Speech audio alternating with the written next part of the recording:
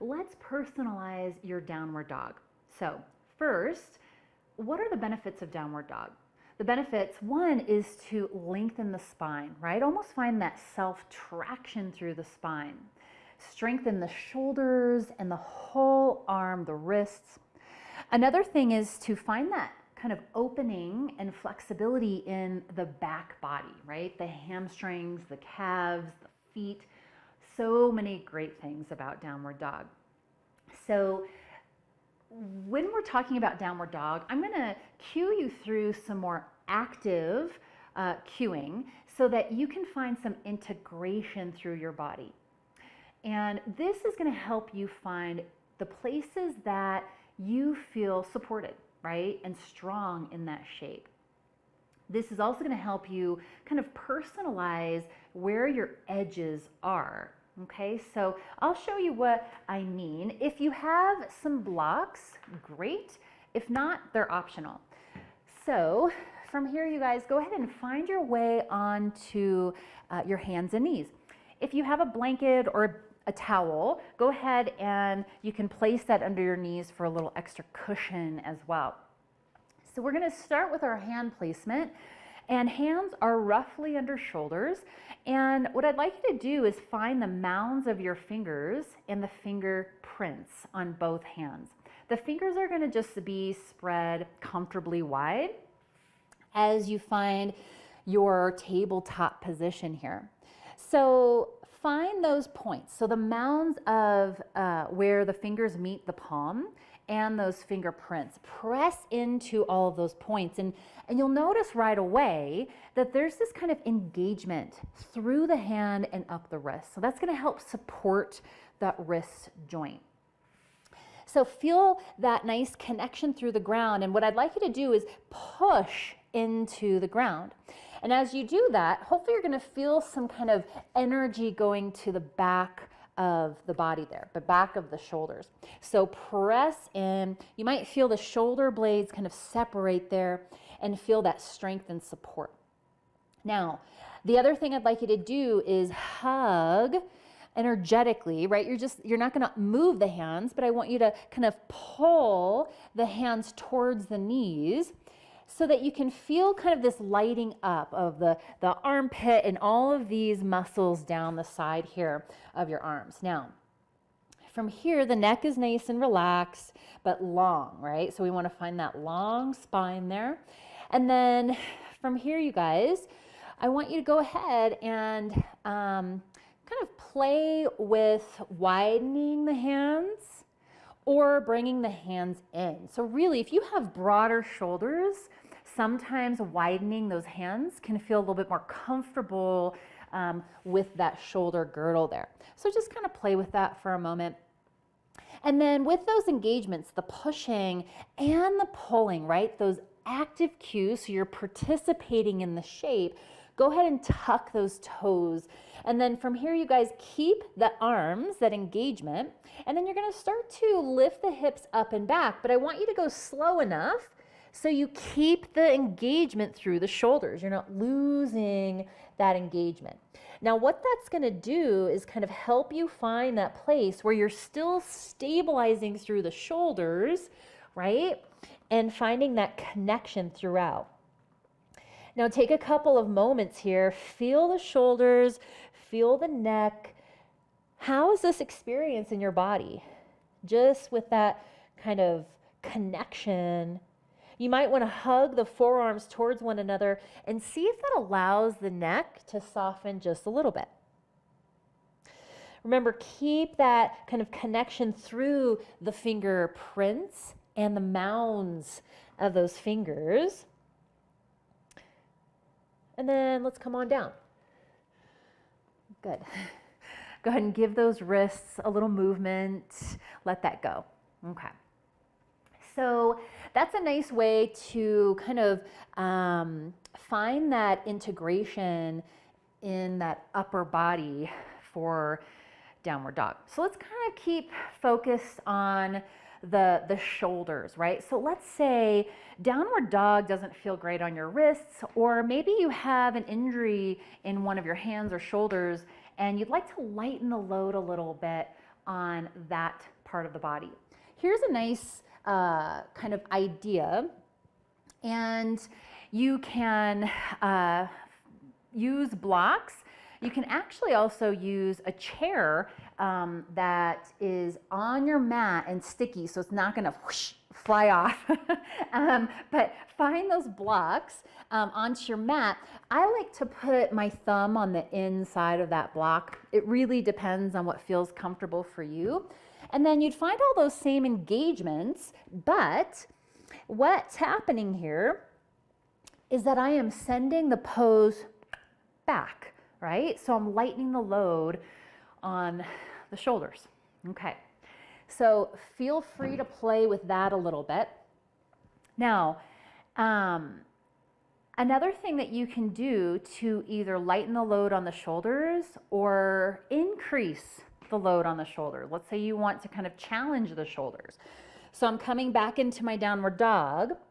The more that I take my feet back, the harder my shoulders have to work. Mine are actually starting to shake a little bit as I come more into a plank position. So let's say one day you want to gain a little bit more strength in those shoulders. That's a nice way to just kind of add that little extra energy to that space in the body. Okay, last thing I want to show you about downward dog, a variation that is really good if your wrists aren't loving downward dog that day, is dolphin pose. So forearms, and you can either interlace your hands. If you have a block, you can put your hands on the short side of that block and come into that same shape with your lower body. Okay, I'm pressing into the forearms and kind of getting this little lift away from the floor. My neck is relaxed and getting that nice strength in that space of the body. Breathe. Lots of breath.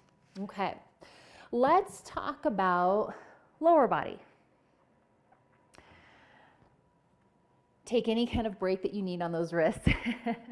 And let's find that same engagement with the upper body. And feel free, if you've got blocks, to kind of play with that with the upper body as well. So go ahead and tuck those toes, and you guys, we're gonna go ahead and come on through. Find your downward dog. Now, knees can be as bent as it feels good in your body. Now, what I'd like you to do is play with softening the knees on the inhale. And on the exhale, you're going to send the heels down, but at the same time, you're going to send the tailbone, the sits bones in that pelvis, up to the sky, right? So you're going to kind of attempt to open those legs a little bit more. Inhale here, and exhale. Good. Now, let's do that one more time. Exhale, open. And release. So I'm going to show you if your hamstrings aren't loving that downward dog in the shape that you have, here's some adjustments that you can make, right? So just like we were talking about with the upper body, the further you take your feet away, the less of a stretch that you're going to find on your hamstrings. So let's say that's just not feeling good here. It's pulling quite a bit, and you want to lighten that a little. And you can move those feet out away. Let's say you want to get a little bit more into those hamstrings. You can shorten that stance, and I now am feeling more happening in my hamstrings and my calves as I shorten the pose a little bit. Okay, so let's see here. Okay, let's do a little flow with our downward dog so that we can kind of feel it in our body. Feel free to keep the blanket under your knees, and we're going to find a child's pose, right? So child's pose can be knees wide, knees are closer together. Try it all different ways. And the fingertips are going to reach to the front of your space. Don't worry about the forehead coming to the floor on this one. And the Toes can be tucked or untucked, it doesn't matter. So I just want you to find your version of child's pose and take a few breaths. Take a few breaths.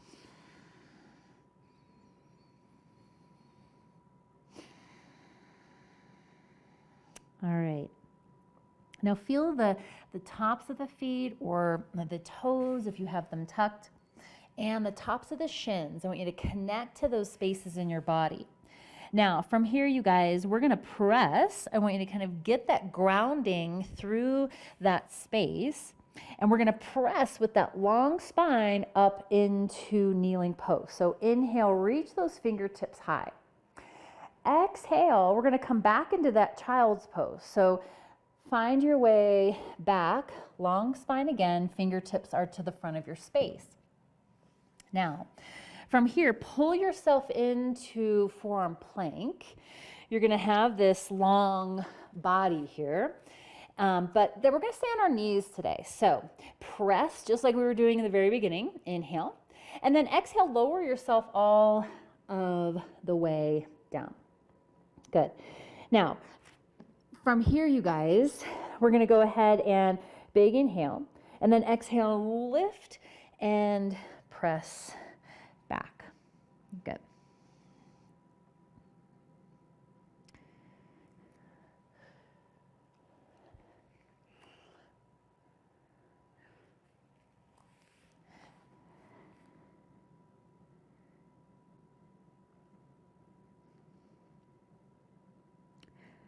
All right, you guys, find the tops of the feet or the toes and the shins as that grounding position here. So inhale here, you're gonna go ahead and hold that child's pose. Inhale.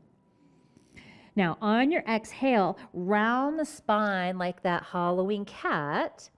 And then on your inhale, I want you to bring the belly button in towards your hands first as you kind of wind through the spine. Now tuck those toes, big inhale, through the core. I want you to lift back into your downward dog. Let's do that a couple more times. So lower those knees. Find your child's pose. Inhale nice and full. Exhale, round the spine. Inhale, come on through, slink through the spine. Find that movement that feels good there. Tuck the toes. On your exhale, lift through the core and back into your downward dog. Pause here for a moment. You might pedal it out. You might shift and move. Notice how the neck feels. You might give a little hug of those forearms to one another and just see how that might release any tension that you didn't even know was there in that neck space. All right, you guys, let's do that a couple more times. So lower to the knees, press back. Toes can be tucked or untucked, doesn't matter. Inhale nice and full. Find that movement in the side ribs and the back of the ribs. And then on your exhale, round up. Find that nice slinking through the spine. On your exhale, tuck those toes and send those hips up and back. Stay as long as you'd like in this downward dog. I'll cue you through that flow 2 more times, right?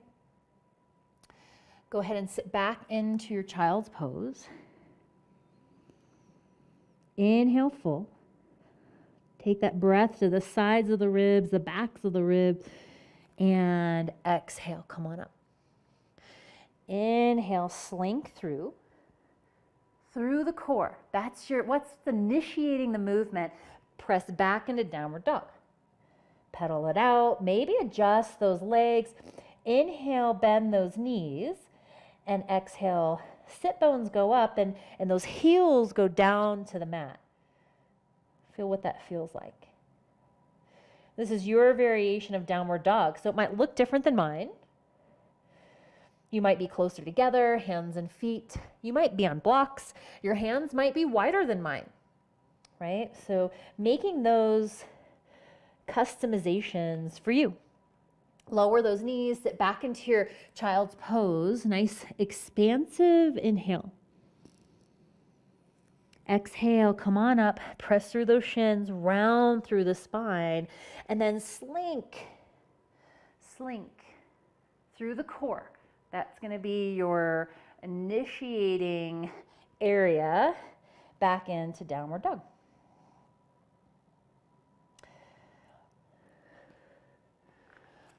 All right, you guys. So I hope you enjoyed this exploration of your downward dog.